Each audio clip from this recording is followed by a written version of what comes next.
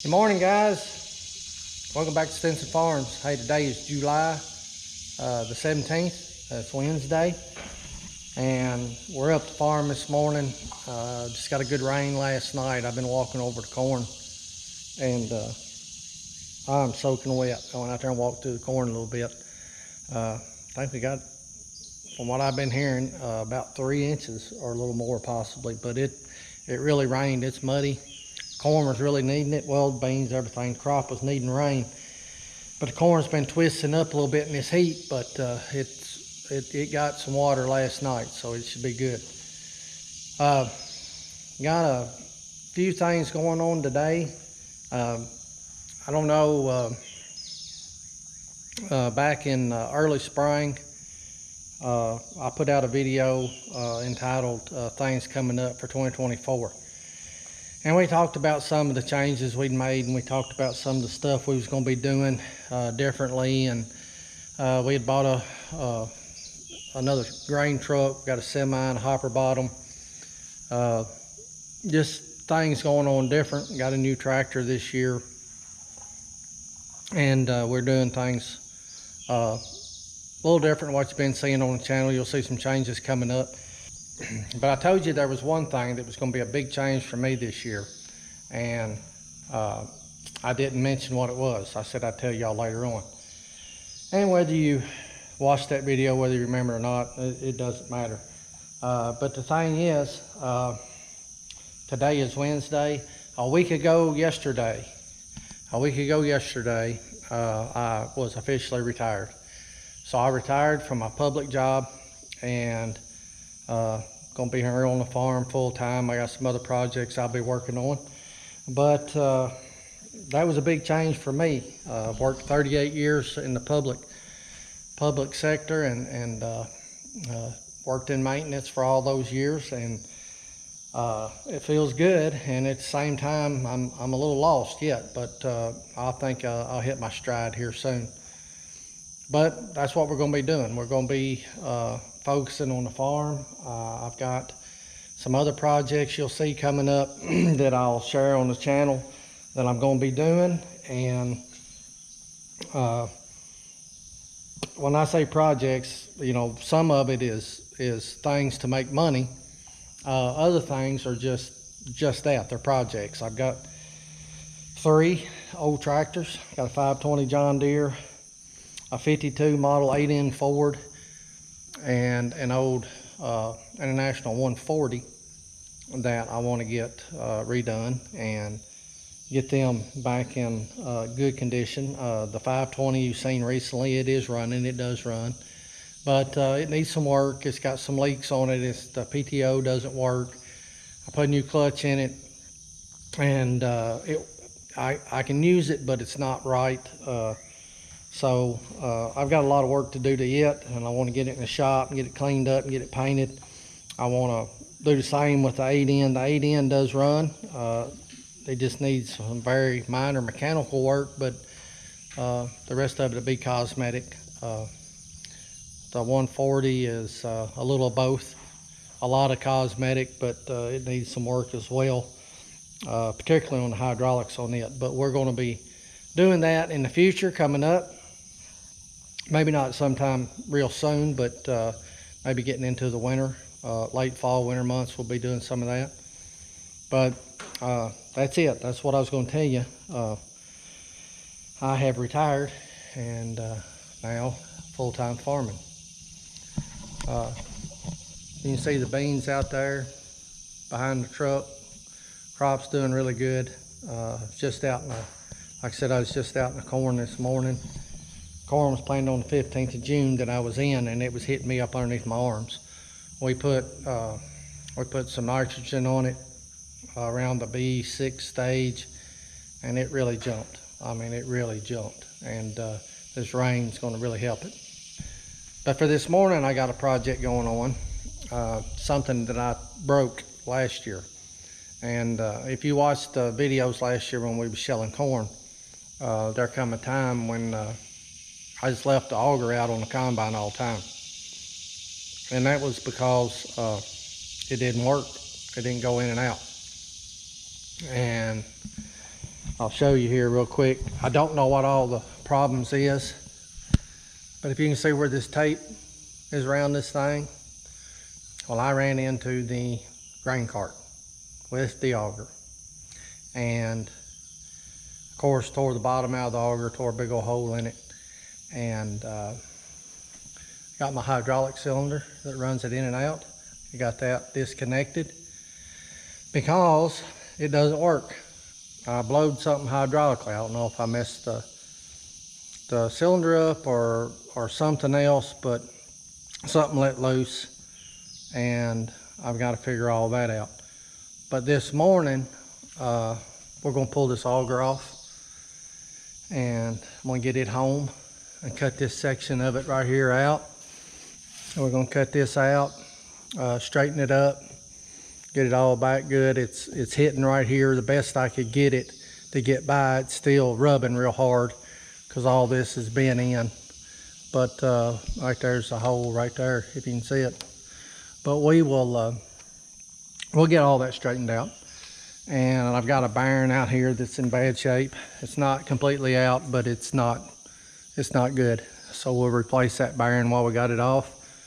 The auger itself's in really good shape. It's just a tube, and that's my doing. I messed it up. But we're gonna pull this bad boy off and take it home today. And I'm not necessarily gonna work on it today, but if I don't pull this off and take it home and put it in my way, it'll be sitting just like this when I get ready to shell corn this fall. So we're gonna do that, so I'll know that I'll have it fixed. Once I get that done, we'll put it back on, and we will troubleshoot the hydraulic part of it and see what we messed up on that. I'm really thinking it's something in there by the pump, a line or something. I ain't really seen anything leaking, but we'll see. I don't know. I may have blowed the seals in that cylinder, but we'll figure that out. That won't be a big deal either way. But that's what we're going to do right now, is pull this auger off, and hopefully I can do that without dropping it on the ground. I've got the 317 sitting here with the forks on it. We're going to put them up underneath the auger and get it braced up. We got a pin right here on this hinge. I'll knock this pin out, and then we've got this support arm up here at the top that runs down and bolts right there. Take that loose and we should have it. I've got a strap on it. That's what I was using to hold it closed or open, ever how you want to say that. And we'll get that off and get everything out of our way, and we'll start from scratch and hopefully get this thing back in tip-top shape. We've got 3 or 4 belts I'm going to change before we start harvesting this year, and of course we're going to go over the whole machine, service it and all that, but we'll have it good and ready to go hopefully when harvest time comes. But right now I'm going to put this 317, I'm going to put these forks underneath there, and well, first thing I'm going to do is take this strap off, but then I'm going to put them forks underneath there, and then we'll start working on it and see if we can't get that pin out.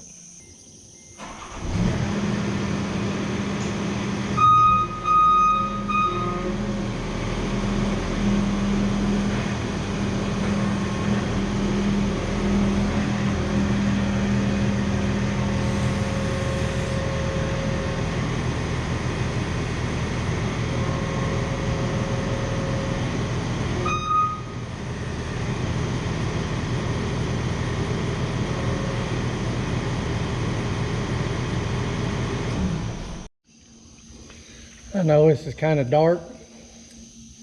I don't have a light, but I gotta get this cotter pin out.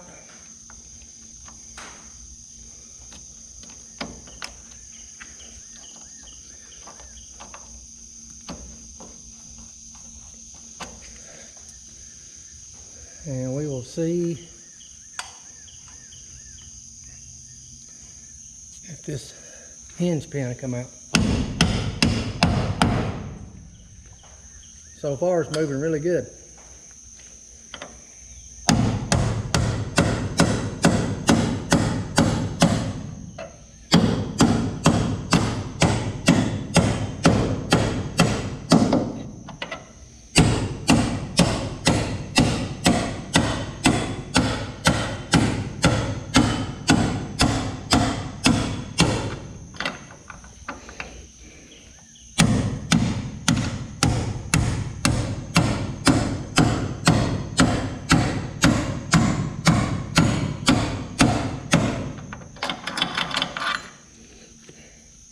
All the reach I've got. So we'll have to go to the top and try to work it out from the top now. Problem is I don't have anything to stand on. Let me try to find something. So they don't make any better stools than a 5-gallon bucket when you don't have a stool. I might be able to hit that right there and get it out. If not, I got some vice grips.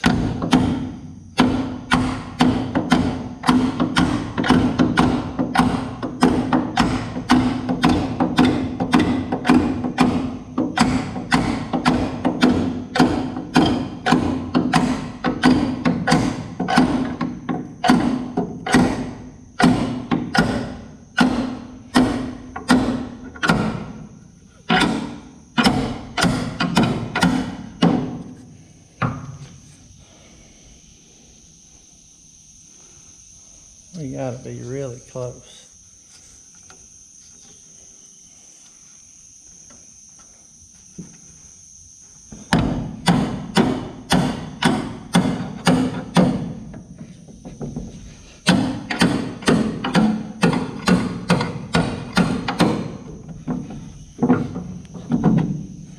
There we are. We're out. All right, we gotta get this arm off before we can move that other end.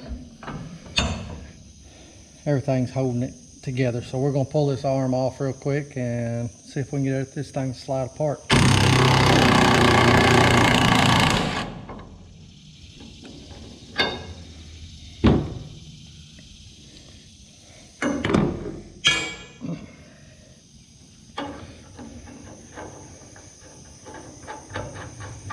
Put that nut on there. Get this out of the way. Oh, look at there.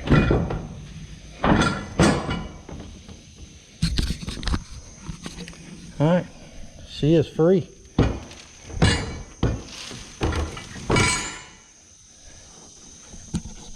Plan worked to a perfection. All right, we will get this down out of the way. Get the tools put up.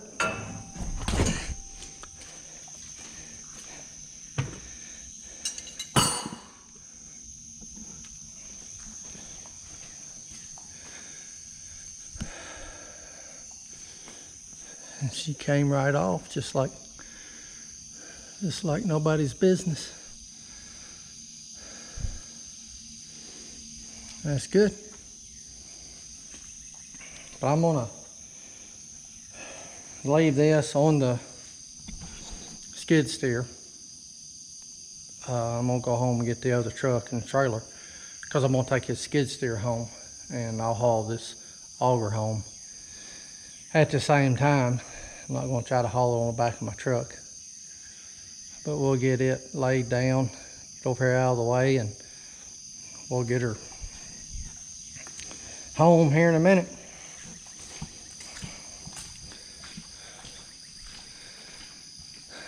But I've got, like I said, I got some work to do to it. That's not a hole in the auger, that's a shield. And that's another thing I'm gonna do. When I get this straightened out, I'm gonna put a shield like here further down this auger because I run into stuff with it.